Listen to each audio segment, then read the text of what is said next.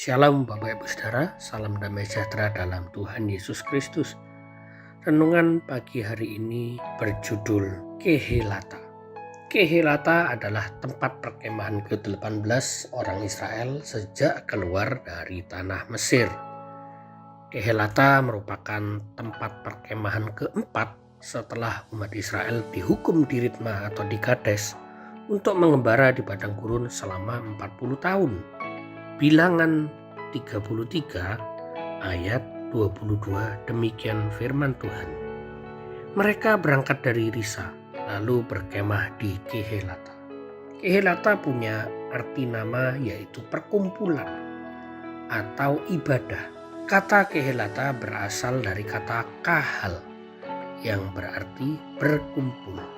Tidak ada catatan Alkitabiah tentang sejarah Kehelata selain Bilangan 33 ayat 22. Diperkirakan bahwa nama tempat ini merupakan sebuah peringatan ketika hati umat Israel ini bersungut-sungut dan tercerai-berai, kemudian dikumpulkan sehingga mereka beribadah kepada Tuhan. Kemungkinan besar Allah menginginkan agar umat Israel bertobat dan hati mereka dikumpulkan menjadi satu, sehingga mereka menjalani kehidupan yang berpusat pada ibadah di dalam kehidupan selama mengembara di padang gurun 40 tahun lamanya. Dapat dikatakan bahwa berkumpul dan beribadah merupakan buah kehidupan saleh dari orang-orang percaya serta sikap dasar dari kehidupan orang beriman. Melalui ibadah kita dapat bertemu dengan Allah dan mengalami solusi yang ajaib darinya atas segala masalah kita. Hari ini juga Allah mencari orang-orang yang beribadah dan Allah mencari penyembah-penyembah yang benar, yang menyembah di dalam roh dan kebenaran. Jadi Tuhan sedang menantikan penyembah-penyembah yang beribadah, yang berkumpul untuk menyembah Tuhan. Tidak perlu banyak orang. Tuhan Yesus juga mengatakan di dalam Matius 18 ayat 19 dan 20, 2 atau 3 orang berkumpul dalam namaku, di situ aku ada di tengah-tengah mereka. Meskipun jumlahnya hanya ada 2 atau 3 orang. Tetapi ketika kita berkumpul dengan sikap hati yang benar, maka Allah itu hadir. Ketika ada nama Allah disebut, Allah yang maha hadir itu akan hadir di dalam peribadatan kita.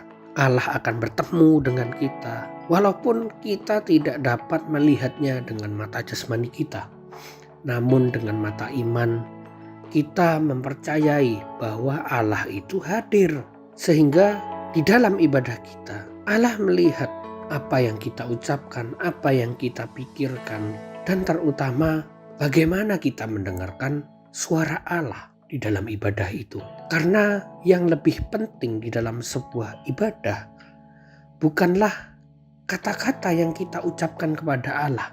Karena yang lebih utama adalah bagaimana kita mendengarkan Allah. Bukan berarti puji-pujian, doa yang kita sampaikan kepada Allah tidak penting, bukan. Tetapi lebih utama adalah Tuhan rindu kita mendengarkan Dia. Karena kita berbicara dengan Tuhan itu sangat mudah kita lakukan. Menyampaikan keluh kesah. Tetapi untuk mendengar suara Tuhan dan melakukannya, itu butuh kebesaran hati, butuh kelapangan hati, dan butuh seluruh dari tubuh, jiwa, dan roh kita untuk melakukannya. Karena tidak bisa kita mendengarkan Tuhan, mengamininya, tetapi tidak pernah melakukannya. Dan kita melakukan kehendak Allah tentu dengan tubuh kita, dengan kehendak kita.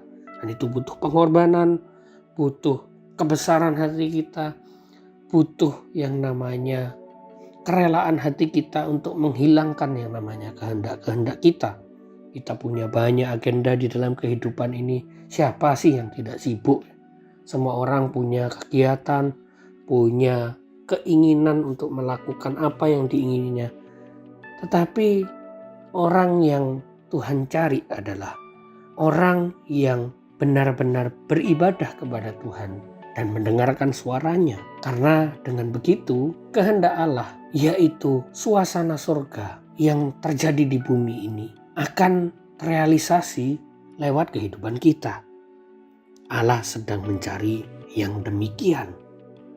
Maka kita di tahun yang baru ini memiliki tema aku dan seisi rumahku akan beribadah kepada Allah. Kita harus memaknai bahwa ibadah itu begitu penting. Bukan hanya kita hadir di dalam ibadah, tetapi sudahkah suara Tuhan itu juga hadir di dalam hati kita? Benarkah kita itu menangkap suara Tuhan setiap kali kita datang beribadah?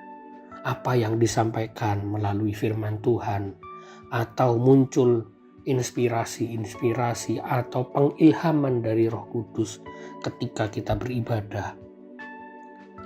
Benarkah kita menangkap suara Tuhan?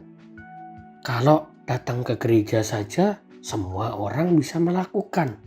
Tetapi untuk melakukan yang namanya firman Allah, suara Allah, atau kehendak Allah, tidak semua orang bisa melakukannya. Jangankan melakukan kehendak Allah. Mungkin hari-hari ini mendengarkan saja tidak semua orang bisa melakukan. Entah karena sibuk dengan gadgetnya, sibuk dengan pemikirannya sendiri, atau mungkin karena mengantuk, dan lain sebagainya. Kita pasti punya kendala-kendala itu. Masing-masing orang bisa berbeda. Tetapi itu semua harus kita selesaikan, harus kita atasi. Dengan cara apa? Fokus. Ketika kita beribadah, sungguh-sungguh mendengarkan suara Tuhan. Agar apa yang disampaikan bermakna di dalam kehidupan kita. Apa gunanya kita datang beribadah tetapi di tengah peribadatan itu orang lain menyembah Tuhan, kita sibuk dengan dunia kita sendiri. Untuk apa kita ke gereja? Untuk apa kita beribadah? Maka itu bukan ibadah yang sejati. Kita hanya beribadat, hanya menjalankan ritual.